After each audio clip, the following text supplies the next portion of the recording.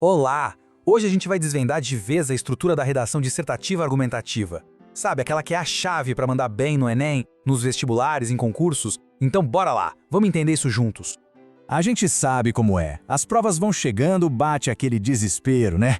Mas ó, respira fundo. O primeiro passo para transformar essa ansiedade toda em confiança é justamente entender a estrutura da redação. A calma vem com a técnica, pode acreditar. Então, antes de qualquer coisa, vamos começar pelo básico do básico. O que é essa tal de dissertação?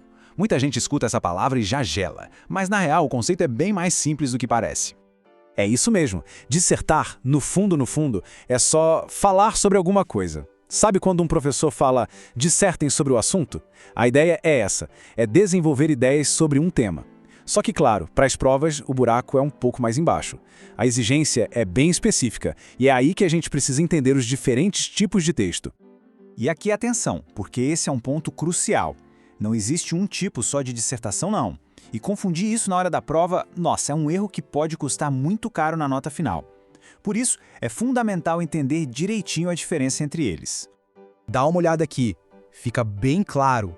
A dissertação subjetiva é aquela super pessoal, sabe? Em primeira pessoa, eu acho que, cheia de sentimento.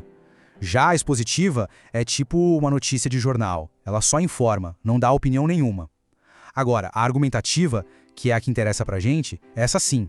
Ela usa a terceira pessoa para convencer quem tá lendo, mas com base em argumentos fortes, em evidências. Então, vamos deixar isso bem claro. Pro Enem, para qualquer vestibular sério, só um tipo importa. O foco tem que ser total e absoluto em construir uma dissertação argumentativa. É essa a estrutura que o corretor está procurando. Qualquer coisa fora disso já é visto como um desvio, uma falha grave na estrutura.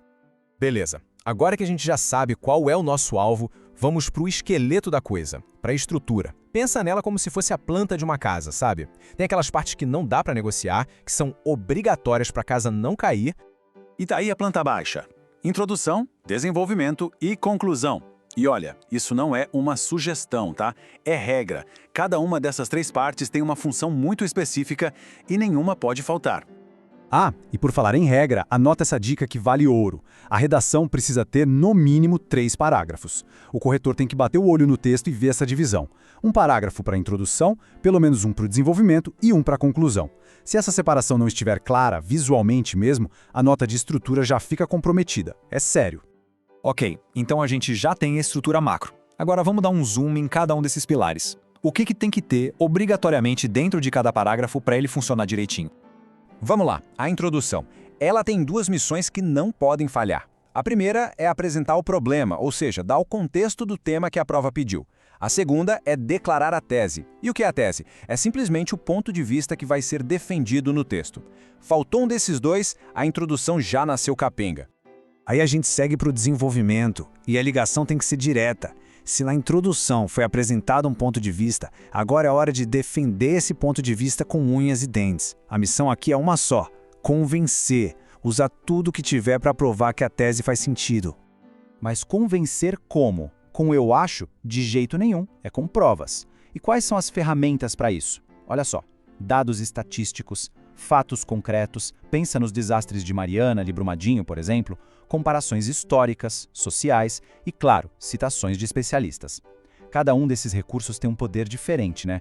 Os dados dão aquela cara de objetividade, os exemplos conectam com a realidade e as citações trazem autoridade para o que está sendo dito. É isso que transforma uma opinião qualquer numa argumentação de verdade. E, finalmente, a conclusão. E, de novo, a gente tem uma receitinha com 2 ingredientes obrigatórios. O primeiro, retomar a tese. É preciso reafirmar, com outras palavras, aquele ponto de vista inicial. Isso amarra o texto, mostra coerência. E o segundo, propor uma solução para o problema discutido.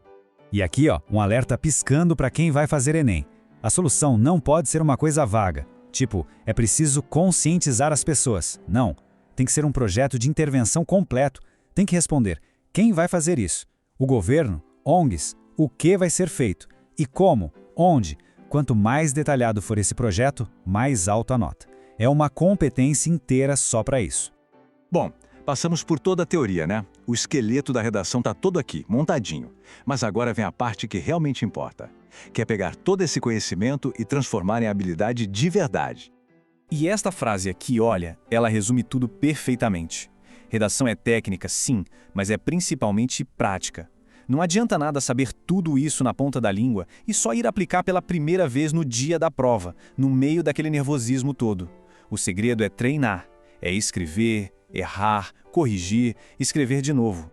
Então é isso, a planta baixa tá na mão, todos os componentes, todas as regras, a estrutura deixou de ser um bicho de 7 cabeças. A pergunta que fica agora é, com essa ferramenta em mãos, o que vai ser construído? A hora de começar a praticar é agora.